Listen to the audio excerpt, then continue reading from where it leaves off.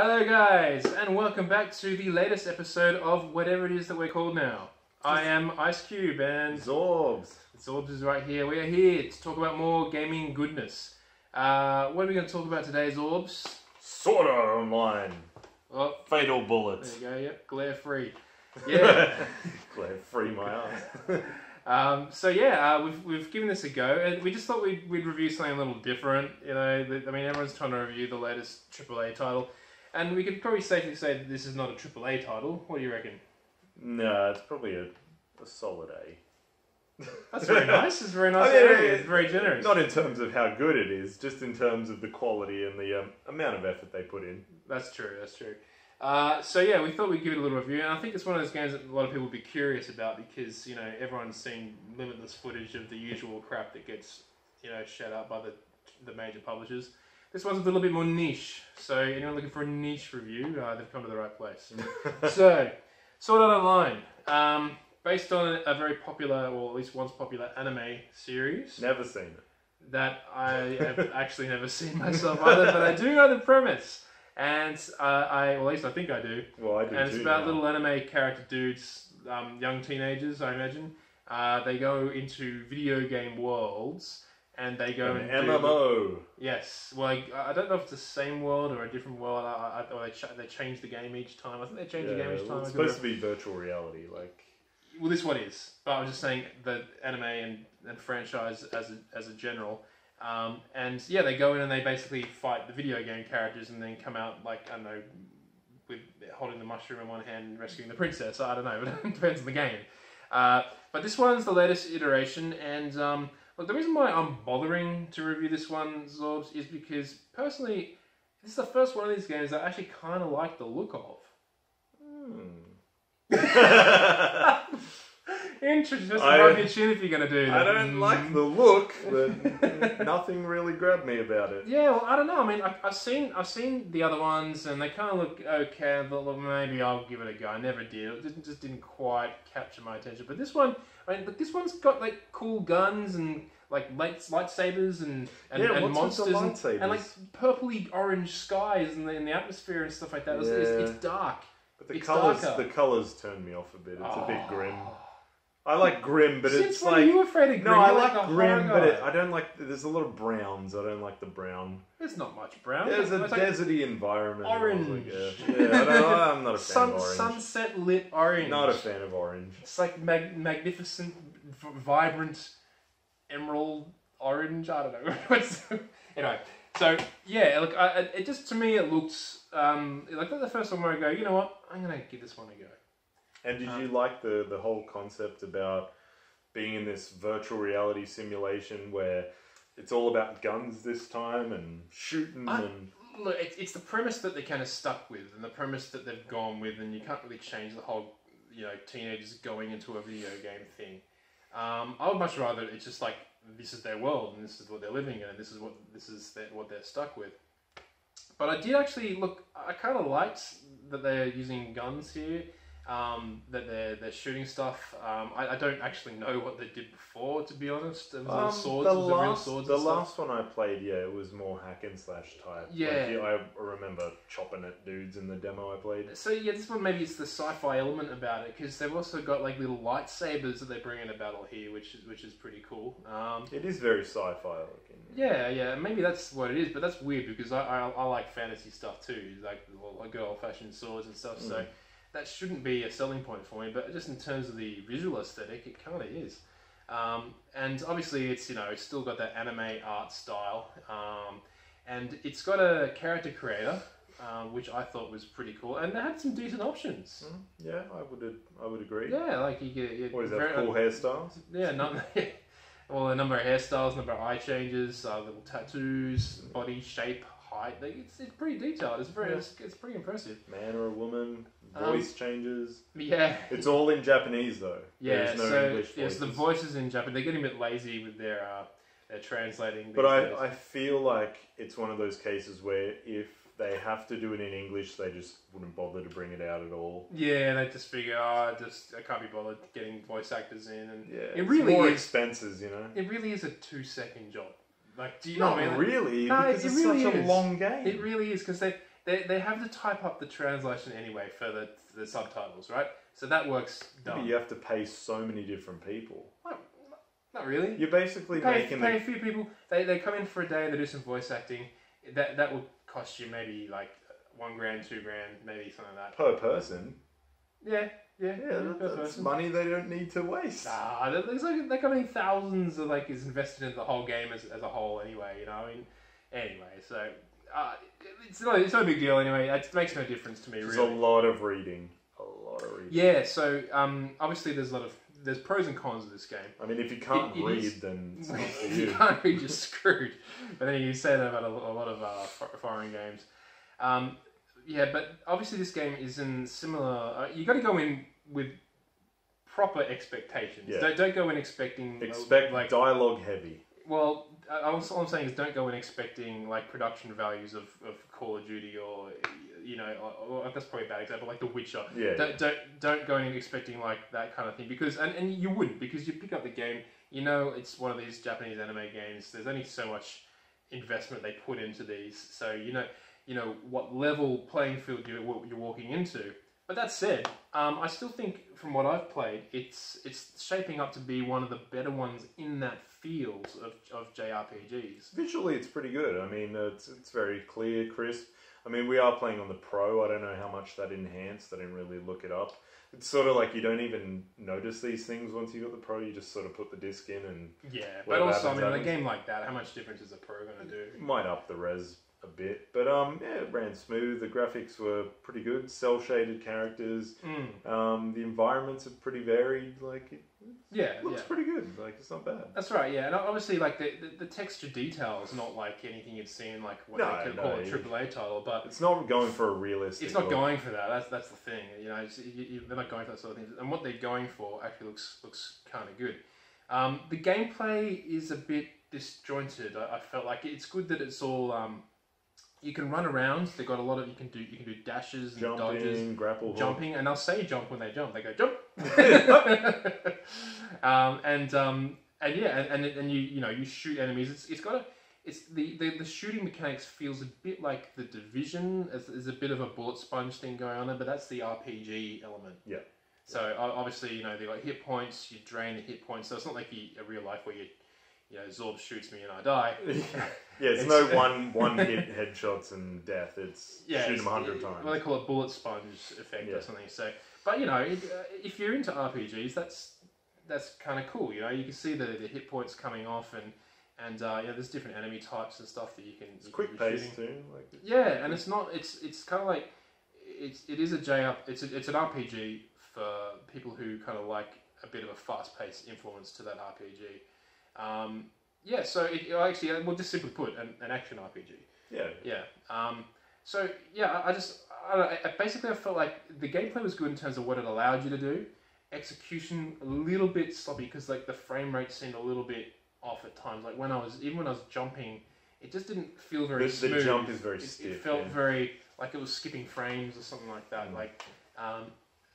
But you can imagine how good it would have been had it been a nice smooth experience of movement and flow, just improving the frame rate and making the whole experience a much smoother one. Some of the environments are a bit barren, there's not much, but I feel like that's a lot of the time what happens in RPGs, a lot of Final Fantasy games as well, where you got a big massive environment but there's not much there.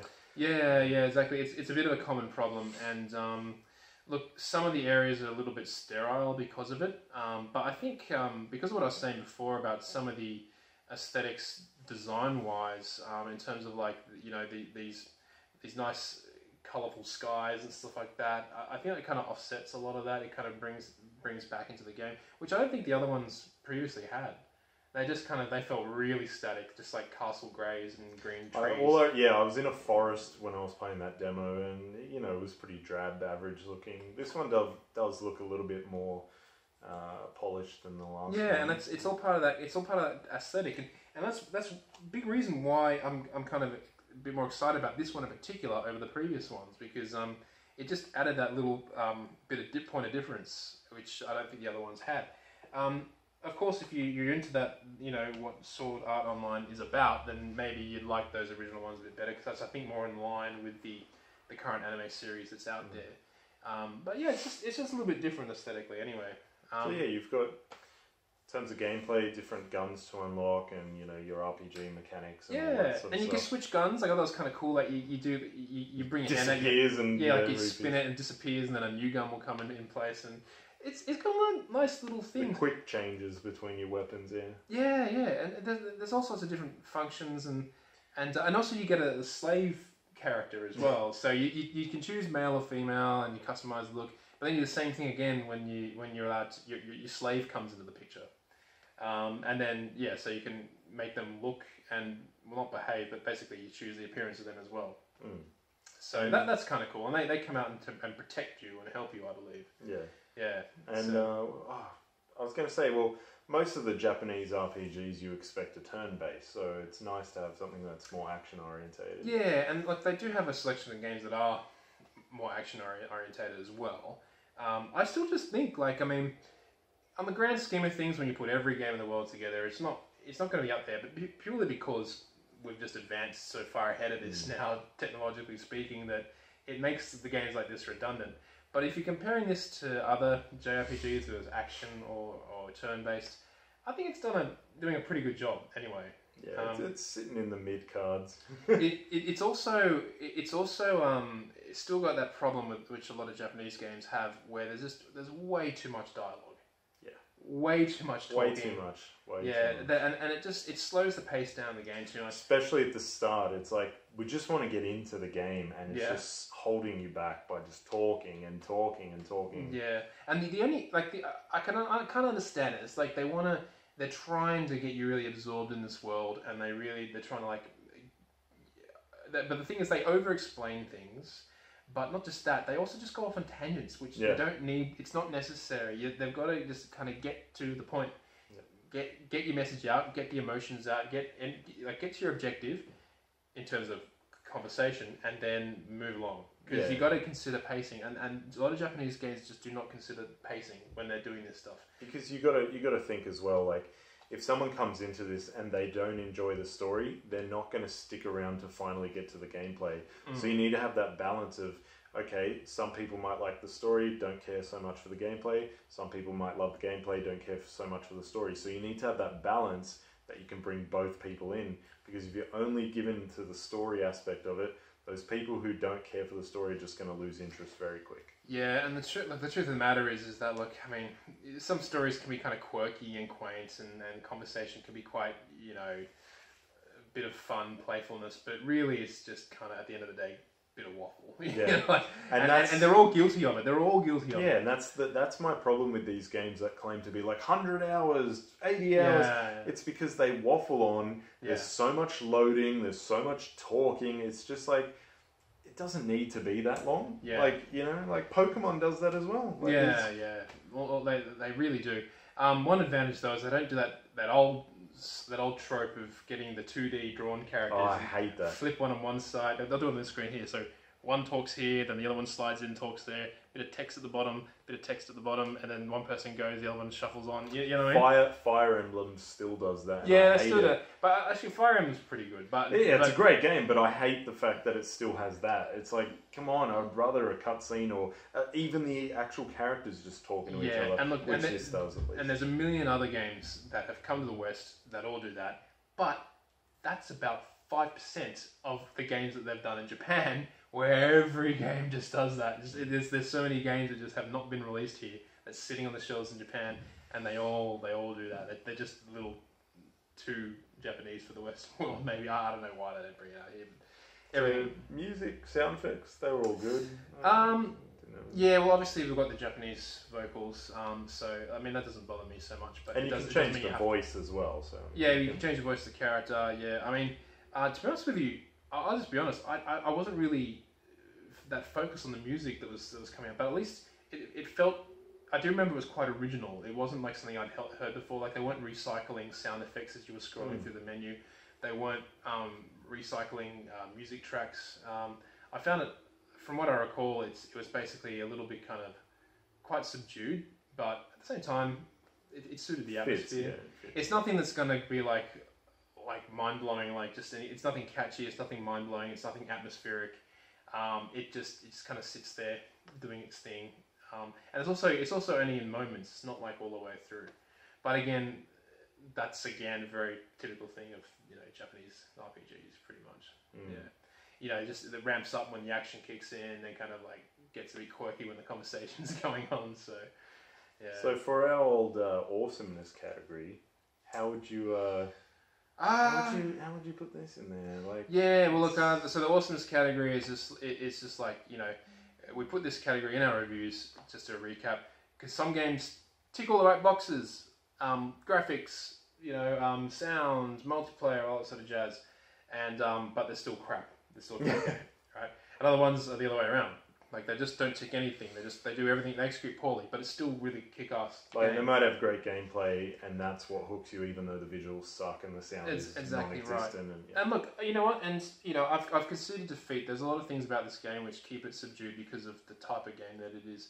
But in terms of awesomeness, I mean, why not? Why can't it be up there? I think personally, it's quite biased, but I just like the vibe they're going for. I like the atmosphere. I mean, there's some stolen things like lightsabers from Star Wars and stuff that you can use. Yeah, but it was a purple lightsaber. There you go, point of difference. And they were kind of shorter, weren't they? A little bit. Yeah. Anyway, but still made the same noise though. But they took a franchise that was getting tired and old. They've released a few of these games now. They're the same old thing. They really mixed it up. I mean, obviously it's generally the same game, but they mixed up the atmosphere, the setting, the weapons. They made it really different, and I really like the atmosphere they went for. And that's kind of what this category is for. And hey, they must be selling them, otherwise they wouldn't keep making them. I think they're selling enough to warrant getting by.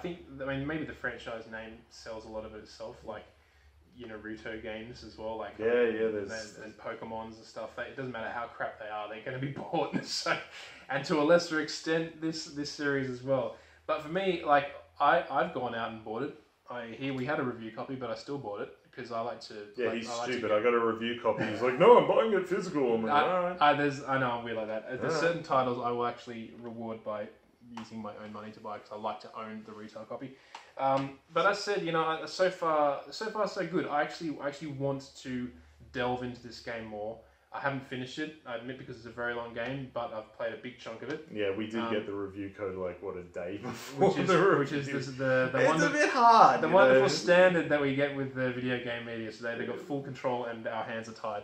However, look, so far so good. I recommend, look, if you're into anime, but maybe the slightly darker anime, not the kind of happy-go-lucky anime, and you like cool stuff like lightsabers and guns and freedom of choice, creating your character, and if you prefer an action RPG as opposed to a turn-based RPG, that as well, then look, I say, look, why not? I reckon go for this one. If you had to give it a score out of look, realistically, I'd have to, in the grand scheme of things, I'd probably have to give it maybe a out of 5. Oh, 5 star, $5. $5. I was going to go 10. You can go the 0.5. Yeah, okay. It is out of 10 essentially. Okay, I'll go 3. I'll go 3 out of 5. Okay, so above average. Yeah, I think so. I mean, good, not great. Yeah. I wouldn't have put the previous ones as high as that. If I was rating them amongst, like, if 5 was the best JRPG and 1 was the worst, then I could have given it 4.5 or something. Oh, no. If I'm talking about JRPGs here, okay. Yeah, if that was the range we're talking about, but because we're talking about every game, I'm putting it as a 3. But JRPGs, there's so many better ones. Anyway, I would give it a 2.5. So we're not that far off. Don't forget how many JRPGs they've made. I know. Still, there's a lot. There's a lot that most of you don't play. How much did you say? 2.5. 2.5. So I'll give it a solid average. Okay. Like it's not something I want to keep playing. Yeah, but it's got enough there that I can see that someone else would enjoy it. Yeah, I think you do. You have to be into anime in general.